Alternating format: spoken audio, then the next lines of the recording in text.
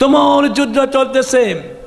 মুআজ মুআব্বিস দুইজন ছোট্ট বালক আব্দুর রহমান আওফ রাদিয়াল্লাহু তাআলা বললেন, চাচাজি আবু জাহেল কে? আবু জাহেল কে? সে আবু জাহেল। সাহাবী বলে, তোমরা তো ছোট্ট বালক, আবু জাহেলকে দিয়ে তোমরা কি করবে? মুআজ মুআব্বিস বলল, আগে দেখাইয়া দেন, তারপরে কি করব আপনি নিজের চোখেই দেখবেন। জোরে বলেন সুবহানাল্লাহ। এমন সময় দেখে আবু জাহেল তো বিকট চেহারা, সেই রকম যুদ্ধ পরিচালনা করেছে। বলে, ওই যে লোকটা দেখতেছ লম্বা লম্বা দাড়ি, এটাই আবু জাহেল। তাই নাকি? মুআজ ডেকে বলে, মুআব্বিস, আরে ভাই আর দেরি করিস না, তুই আমার পিছে পিছে আয়। এই সেই আবু জাহেল যেই মক্কা নগরে আমার নবীকে সে অত্যাচার করেছে, নির্যাতন করেছে। এই সেই আবু জাহেল যেই আবু জাহেলের কারণে আমার নবী মাতৃভূমি ছেড়ে মদিনায় চলে আসছে। আর এই পাপিষ্ঠ আবু জাহেল আজকে মদিনায় এসেছে আমার নবীকে হত্যা করে দেবে। হ্যাঁ ভাই, আয় আয়, এই সুযোগ ছেড়ে দেওয়া যাবে না, তুই আমার পিছে পিছে তাইস। এবার তোলো দৌড়াইয়া নিয়া, ছোট্ট বালক তো, এবার দৌড়াইয়া যাইয়া আবু জাহেলের পায়ের মাঝে আঘাত করলো।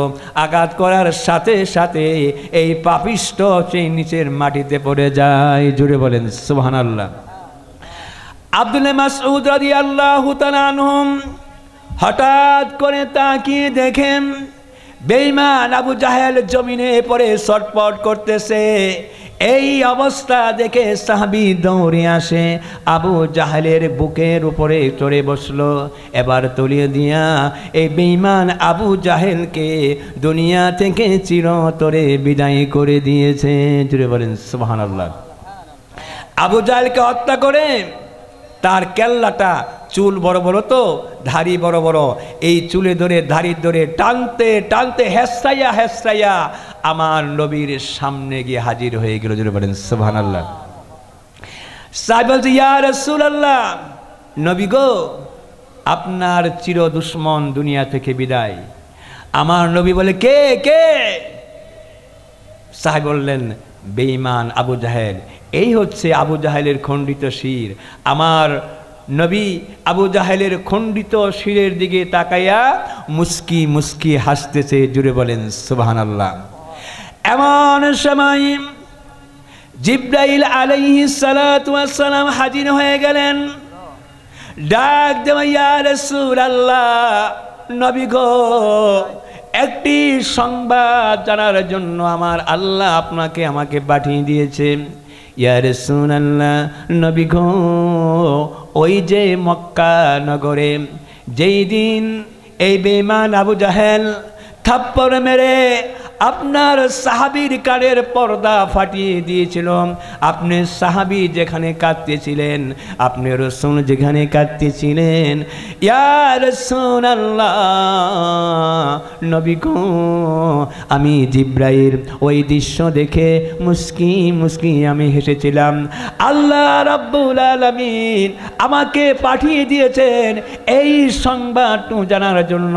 ওই দিন আমার হাসি আর আজকে খণ্ডিত আবু জাহেলের এই শির খণ্ডিত রেখে আপনি যে হাসলেন, এই হাসি আর আমার মক্কা নগরের দুই হাসির ভিতরে মিল আছে কিনা জানার জন্য আমার আল্লাহ পাঠিয়ে দিয়েছেন। জোরে বলেন সুবহানাল্লাহ। আমার আল্লাহ ডাক দিয়ে বললেন, হ্যাঁ রে বেঈমান আবু জাহেল, আমার বন্ধুর সাহাবীর কানের পর্দাটা তুমি ফাটিয়ে দিয়েছ, তার দৃষ্টান্ত প্রতিশোধ আমি দুনিয়াতে নিলাম। দেখো তোমাকে আমি কিভাবে দুনিয়া থেকে লাঞ্ছনার সাথে অপমানের সাথে তোমাকে আমি বিদায় করে নিয়েছে। হ্যাঁ রে পাপিষ্ঠ, হাসরের ময়দানে তোমার কি বিচার করব, তোমাকে কি শাস্তি দেব, সেটা আমি আল্লাহ রাব্বুল আলামিন ভালো জানি। এই আবু বকর রাসূলকে ভালোবাসার কারণে, যে আবু বকরকে আমার রাসূল কত ভালোবাসতেন, হযরতে আবু বকর সিদ্দিক রাদিয়াল্লাহু তাআলা আনহু ইন্তেকালের আগে সাহাবীদেরকে বললেন, দেখো আমি যখন ইন্তেকাল করব, আমার ইন্তেকালের পরে তোমরা আমার কাফন করবে, জানাজা পড়াবে, তারপর রওজার পাশে আমার লাশটা নিয়ে যাবে। আর সেখানে যে আমার প্রাণের নবীকে জিজ্ঞাসা করবে, রাসূল যদি পারমিশন দেয় তাহলে রওজার পাশে আমার কবর দিবে, আর যদি পারমিশন না দেয় তাহলে জান্নাতুল বাকিতে আমাকে কবর দিয়ে দিবে। বুঝবে যে আমার রসুলের ইন্তেকালের পরে আমি আমার রসুলের সাথে কোনো অপরাধ করেছি, তার মনে কষ্ট দিয়েছি, তোমরা এই কাজটা করবে। আবু বকর সিদ্দিক রাদিয়াল্লাহু তাআলা আনহু ইন্তেকাল করলেন। হযরতে আলী রাদিয়াল্লাহু তাআলা বললেন তার জানাজা হলো। তারপরে রওজার পাশে আবু বকরকে রেখে আমি সেজদায় পড়ে গেলাম। আমি ডাক দিয়ে বললেন সেজদার ভিতরে, বল ইয়া রাসূলুল্লাহ, নবী গো, আপনার আবু বকর আপনার রওজার পাশে, ইয়া রাসূলুল্লাহ আপনার রওজার পাশে আমি আবু বকরের কবর দেব? কোনো জবাব নাই। হযরতে আলী রাদিয়াল্লাহু আনহু বললেন, আমি আবার বললাম ইয়া রাসূলুল্লাহ, নবী গো, আপনার আবু বকর আপনার দরবারে হাজির, নবী গো, আপনার কবরের পাশে, রওজার পাশে আমি আবু বকরের কবর দেব কি? কোনো জবাব নাই। আমি আবার জিজ্ঞাসা করলাম ইয়া রাসূলুল্লাহ, নবী গো, আপনার আবু বকরের কবর আপনার রওজার পাশে দেব কিনা? কোনো জবাব নাই। তিনবার জিজ্ঞাসা করলাম, তারপরেও কোনো জবাব আসছে না। আমি মনে মনে ভাবতেছি এত তাড়াতাড়ি কেমন করে আল্লাহর নবী আবু বকরকে ভুলে গেল। এই চিন্তা করে আমি যখন সেজদা উঠালাম, সেজদা উঠানোর সাথে কে দেখি আল্লাহর নবীর রওজা মুবারক থর থর করে কাঁপতেছে।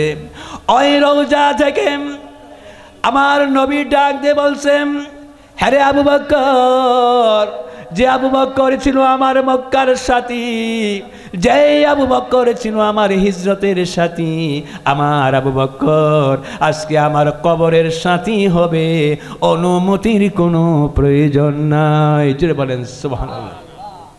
আরে আলী, আমার আবু বকর আমার রওজার সাথে তার কবর হবে, কিসের অনুমতি?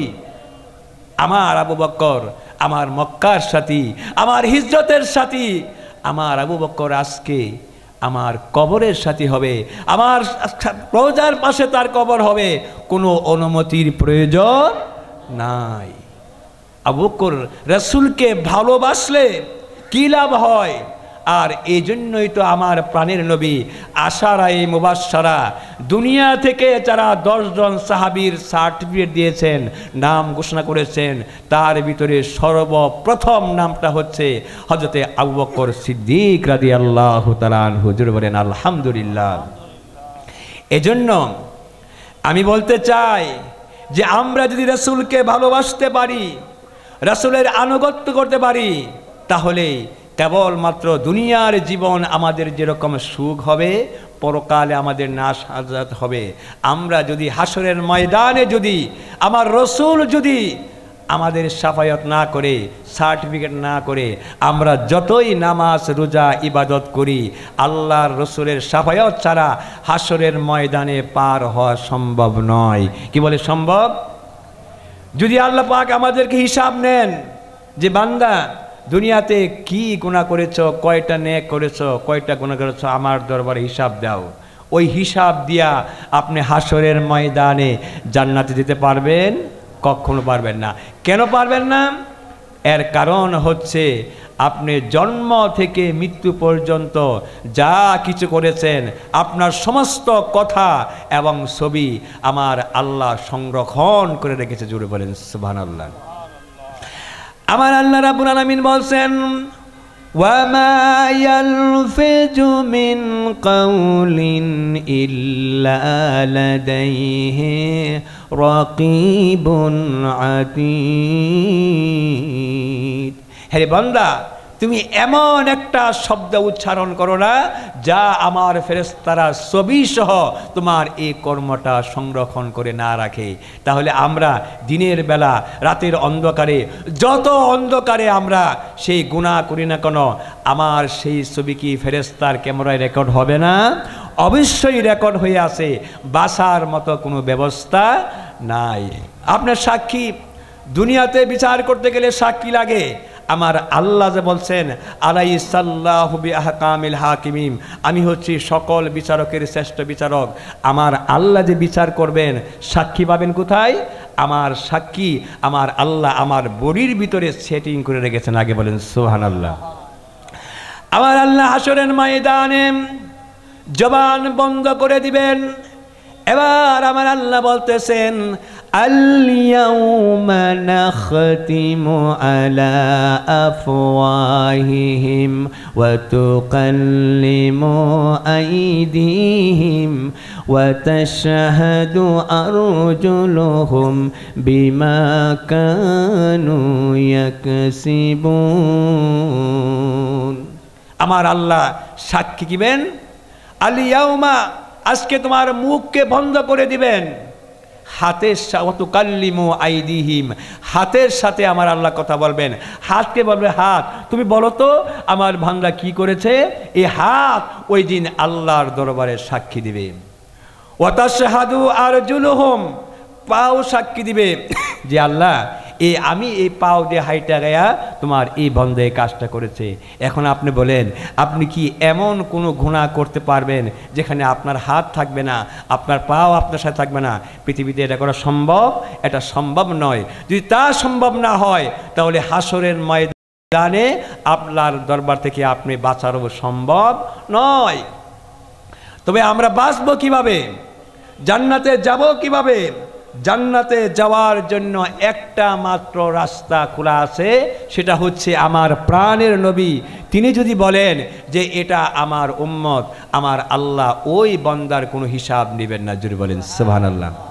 আমরা যদি বিনা হিসাবে জান্নাতে যাওয়ার মতো কোনো ব্যবস্থা যদি আমরা পাই তাহলেই কেবল আমরা জান্নাতে যেতে পারবো। এছাড়া হিসাব দিয়ে হাসরের ময়দানে পার হওয়া কারো পক্ষে সম্ভব নয়। লা ইলাহা ইল্লাল্লাহ, লা ইলাহা, লা ইলাহা, লা ইলাহা ইল্লাল্লাহু মুহাম্মাদুর রাসূলুল্লাহ সাল্লাল্লাহু আলাইহি সাল্লাম। আমি যে কথা বলতে চাই, হাসরের ময়দানে হিসাব দিয়ে আল্লাহর দরবারে জান্নাতে যাওয়া আমাদের পক্ষে সম্ভব নয়। একটাই মাত্র রাস্তা খোলা আছে। আমার নবী যদি বলে এটা আমার উম্মত, আমার আল্লাহ বলবেন, নবী গো এটা আপনার উম্মত বলছেন, কোনো হিসাব দেব না, আপনার উম্মতকে আমি বিনা হিসাবে জান্নাত দিয়ে দেবো। যদি বলেন সুবহানাল্লাহ। কিভাবে? আল্লাহ রাব্বুল আলামিন একথা বলে দিয়েছেন, যখন সিংহায় ফু দেওয়া হবে সমস্ত মানুষ হাসরের ময়দানে আমরা সকলেই আল্লাহর দরবারে হাজির হয়ে যাব। যদি বলেন সুবহানাল্লাহ। কি বলেন? হাসরের ময়দানে ওই দিন কি এমন কোনো ফাঁকা জোকা থাকবে যেখানে পালায়া আপনি থাকতে পারবেন? এমন কোনো ব্যবস্থা আছে? এমন কোনো সিস্টেম আছে? কোনো সিস্টেম নাই। কেন নাই? সে কথাও আমার আল্লাহ কোরআনে বলে দিয়েছেন। জুড়ে বলেন সুবহানাল্লাহ।